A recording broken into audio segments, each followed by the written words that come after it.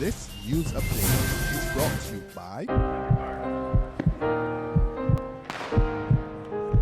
They ask us how we do it, how we outrun the world. They ask us, how does it feel to fly? How do we dive headfirst into the deep?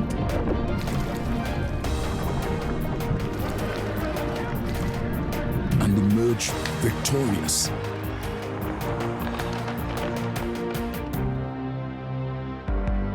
They ask us if we're afraid, if we're nervous, or if we ever feel lonely, so far away from home. But the truth is, home is always right here with us. Get ready to witness the magic of the Olympic Games like never before.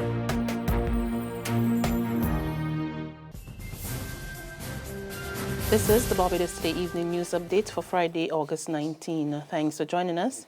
I'm Fernella Wedderburn. A United Commercial Auto Works Limited director and shift foreman has been fired with immediate effect. Richard Newton was handed his walk-in papers today. He is accused of diverting company funds to his personal account. The police fraud squad has been called in to conduct a full investigation into the matter. But Newton tells Barbados Today he's innocent. I am waiting on the fraud squad to come in because I said that I divert UCAL funds to my personal account. I don't work in the accounts department. I work overtime. Every month the accounts clerk come and ask me how much days I work. I will tell them how much days I work and they pays me. The accountant knows, the accounts clerk knows, and the workshop manager, external work knows. The MD said he didn't know.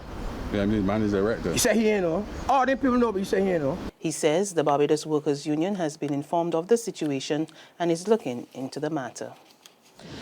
A St. Thomas family is trying to come to grips with the sudden death of their relative Jamar Grisette. The 26-year-old died after he was shot around 12:30 a.m.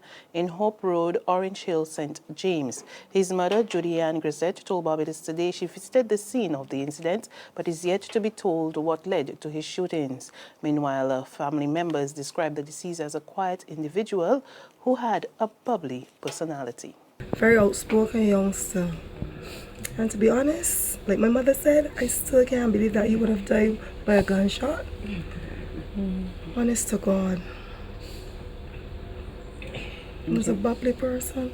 Prime Minister Frondell Stewart is giving assurances that government is managing the foreign exchange reserves. The matter featured prominently during this week's debate on the financial statement and budgetary proposals presented by Finance Minister Chris Sinclair. Stewart acknowledged that this is an issue that any small open economy will be concerned about, but he said his administration is taking steps to safeguard the country from any risk. Every Minister of Finance has to have regard to the exchange rate policy tool he has at his disposal, where if our outflows of foreign exchange are chronically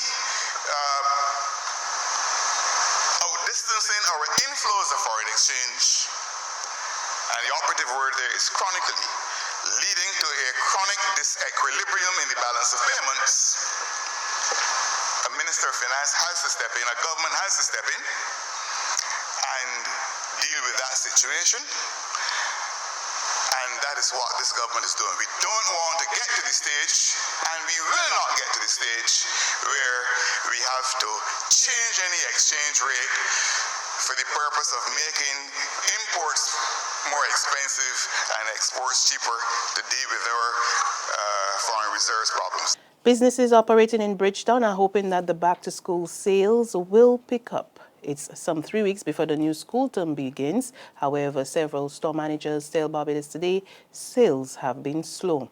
But they are hoping that now that the crop over season has ended, shoppers will be flocking to buy school uniforms, bags, books, and other educational necessities. Back to school this year, when we check the calendar, is going to be a week later than it was last year. School goes back in the second week of September. Last year, but back in the first week of September. So comparing August to August, I would say sales are slightly down over the same period. I'm hoping that is because of the week difference. We haven't seen the big school rush that we would normally anticipate. I don't know if people are still in crop over hangover. Because usually right after crop over, parents tend to start to shop. We are seeing customers, but not any big throngs that we are seeing. I would expect that from next week, which is payday for most, well, not for most people, but payday certainly for monthly paid workers, that we'll see a uptick in customers. We're still holding on. Usually that sales will pick up in the near future, like next week? Yes, we usually get it that way. Coming to the end of the holiday, we usually see it pick up in sales. Right now, sales have been mixed. Based on our sales last year, sales this year has been much slower. We were hoping for a little rush by now, but things are still quiet. We know that normally persons like to get the crop over festivities out of the way and then they come and do their shopping, so we're expecting a lot of movement, hopefully this weekend and next weekend coming into the beginning of September. We haven't seen the traditional rush that we'd have seen normally at this time of year. But we have to take into consideration that we're just out of crop over.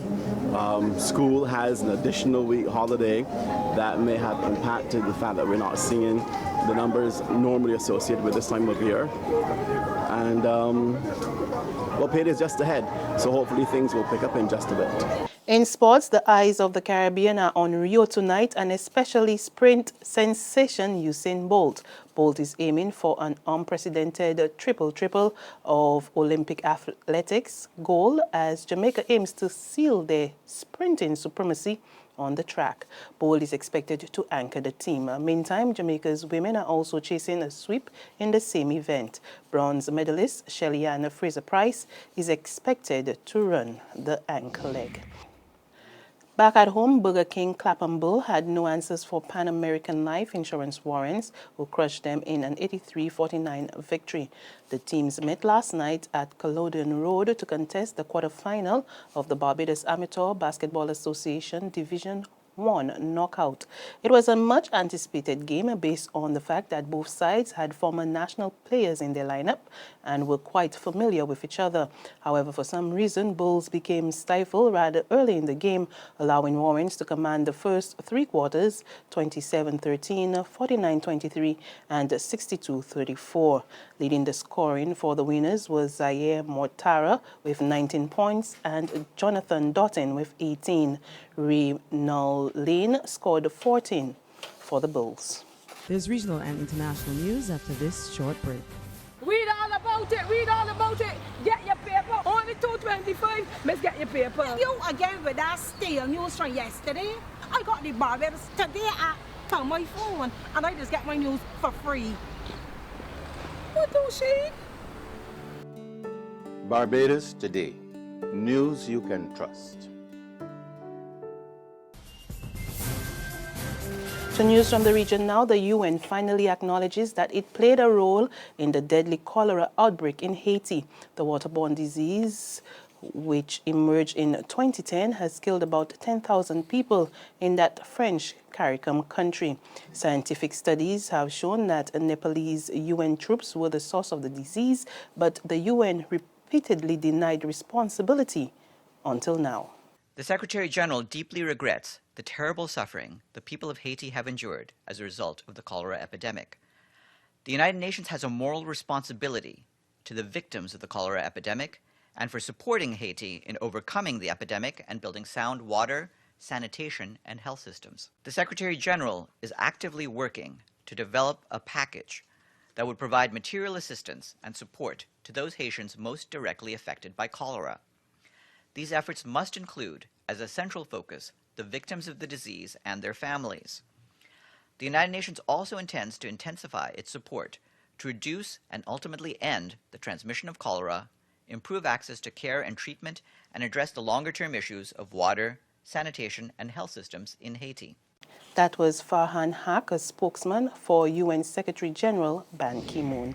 And over in Trinidad and Tobago, the High Court today dismissed 5 petitions filed by the main opposition United National Congress challenging the outcome of last September's general election. Justice Mariah Dean Amora said that despite there being breaches of the election law, there was not sufficient evidence to declare the election null and void. On the international front, Zambia's main opposition files a court petition against the re-election of President Edgar Lungu. The United Party for National Development alleges that the August 11 poll was rigged, and it's now demanding a recount despite the insistence from the Election Commission that the poll was free and fair.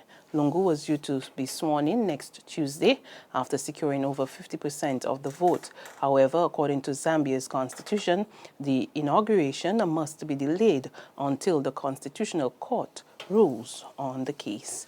And on that note, we come to the end of our news and sports update for this week, but you can visit us for the very latest on our website, www.barbadostoday.bb. Also, subscribe to our e-paper, our email updates, and like us on Facebook. We're also on Izumi Media in bus terminals or screenplay at supermarkets and gas stations near you. And also tune in to channel 99 on Flow TV and Mix 96.9 FM. I'm Frenella Wedderburn. Do have a wonderful weekend.